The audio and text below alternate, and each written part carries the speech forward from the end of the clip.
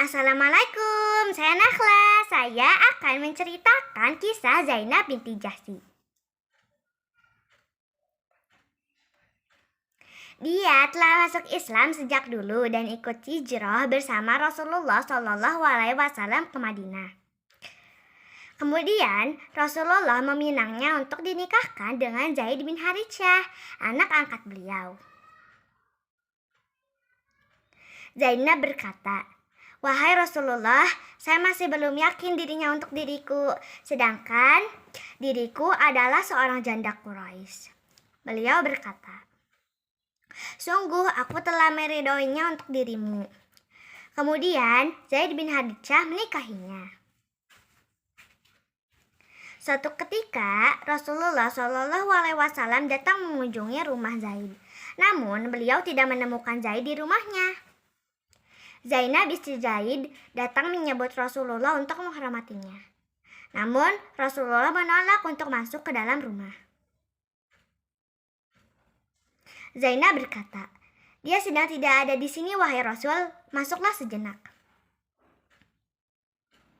Tapi Rasulullah SAW tetap menolak tawaran Zainab untuk masuk ke dalam rumah.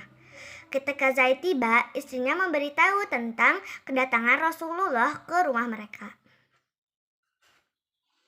"Tidakkah kau mempersilahkan Rasulullah untuk masuk ke dalam, kata Zaid. "Aku sudah menawarkan padanya untuk masuk, tetapi beliau tetap menolak," jawab Zainab. Pernikahan Zaid dan Zainab tidak berlangsung lama. Hubungan suami istri antara keduanya kurang harmonis.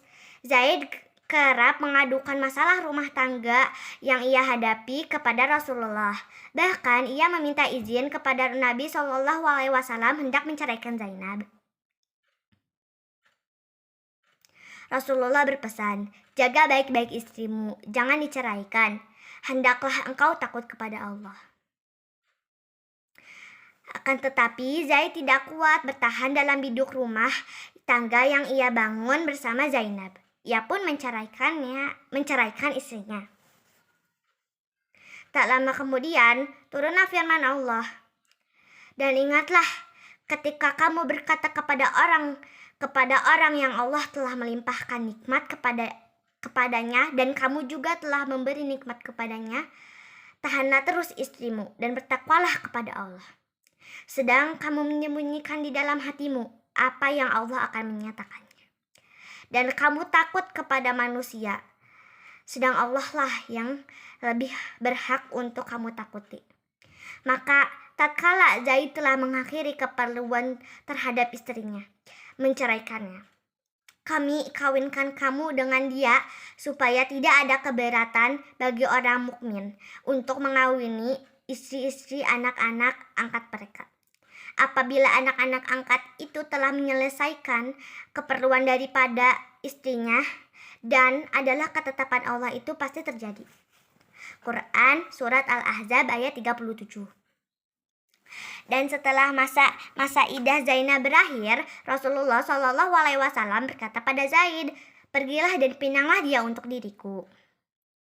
Kemudian Zaid pergi menemui bekas istrinya. "Rasulullah mengirimku untuk meminang dirimu," katanya. Zainab berkata, "Aku tidak melakukan apa-apa hingga Tuhanku memerintahkan sesuatu. Dan sungguh Al-Quran telah memerintahkan Rasulullah untuk menikahi dirinya." Rasulullah kemudian menikahi Zainab dan memberinya sedekah sebesar 400 dirham. Zainab pernah berkata, "Demi Allah, sungguh aku bukan seperti para istri Rasulullah SAW. Sesungguhnya mereka istri yang diberi mahar dan para suami mereka dulunya adalah para kekasih. Dan Allah menikahkan diriku dengan Rasulnya. Dan hal itu termaktub dalam Al-Quran yang akan dibaca oleh setiap muslim yang tidak dapat diganti dan tidak pula dapat dirubah." Zainab meriwayatkan sekitar 11 hadis dari Rasulullah SAW. Beberapa orang juga meriwayatkan darinya. Di antara mereka adalah Ummu Habibah binti Abu Sufyan, keponakannya Muhammad bin Jahsy, Zainab bin Abu Salama, Kulsum bin Mustalak, dan beberapa orang lainnya. Zainab adalah seorang yang pandai menggunakan keahlian tangan. Dia menyamak kulit dan menjual apa yang telah dibuatnya.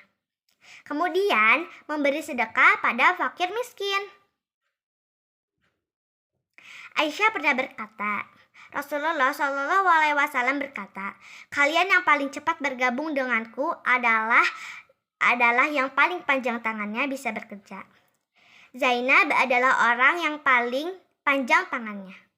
Karena itu dia bekerja dengan tangannya dan kemudian dia memberi sedekah dari hasil pekerjaannya itu.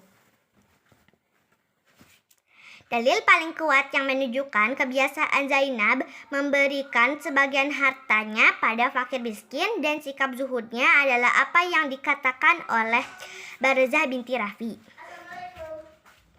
Ketika jatah pembagian harta keluar, Umar mengirimkannya pada Zainab binti Jahsy, bagian harta yang menjadi miliknya. Ketika dia mengunjunginya, Zainab berkata, semoga Allah mengampuni Umar bin Al-Khattab. Sebenarnya, saudara-saudaraku sesama istri Nabi Shallallahu Alaihi Wasallam lebih berhak mendapatkan bagian harta ini daripada diriku. Para utusan berkata, tapi semua ini untukmu wahai Zainab. Subhanallah, kata Zainab. Kemudian mengambil secari kain dan mengantongi sebagian harta tersebut lalu berkata, berikanlah kepada Barzah binti Rafi sekantung dirham ini. Kemudian Zainab berkata pada Barzah, ulurkan dan masukkan tanganmu dalam kantung ini. Lalu ambillah segenggam dari dalamnya dan pergilah kau menuju Bani Fulan dan Bani Fulan yang masih mempunyai kerabat dengannya dan beberapa anak yatim. Bagilah harta tersebut kepada mereka. Kemudian Barzah berkata pada Zainab, semoga Allah mengampuni Anda, wahai Ummul Mukminin. Demi Allah, kami juga merasa berhak dengan harta tersebut. Zainab berkata, ya, bagian kalian yang ada di bawah kantung. Barzah mendapatkan di bawah 580 dirham. Zainab kemudian mengangkat tangannya ke langit dan berkata, ya Allah, jatah pembagian harta dari Umar tidak akan lagi menemui diriku pada tahun ini. Zainab binti Jahsy wafat pada masa pemerintahan Umar bin Al-Khattab dalam usia 53 tahun. Jasadnya dibawa dalam keranda mayat dan pada saat itulah dirinya menjadi orang yang pertama kali dibawa dalam keranda mayat.